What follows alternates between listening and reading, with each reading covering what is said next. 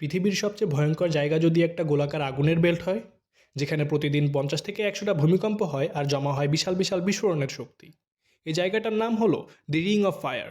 এটা আসলে আগুনের রিং নয়, বরং বিশাল এক ভূমিকম্প ও আগ্নেয়গিরির বেল্ট, যা ঘিরে আছে পুরো প্যাসিফিক ওশনকে।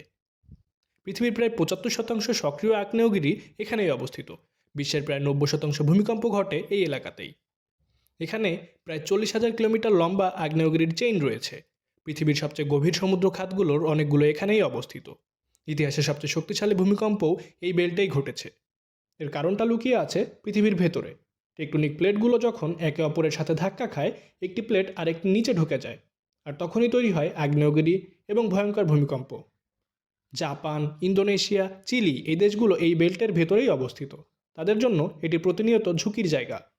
ভাবতে পারছো পৃথিবীর সবচেয়ে শক্তিশালী প্রাকৃতিক দুর্যোগগুলো একটি অদৃশ্য আগুনের বৃত্তের ভেতরে লুকিয়ে আছে? পৃথিবীর বাইরে থেকে শান্ত মনে হলেও ভেতরে চলছে আগুনের খেলা।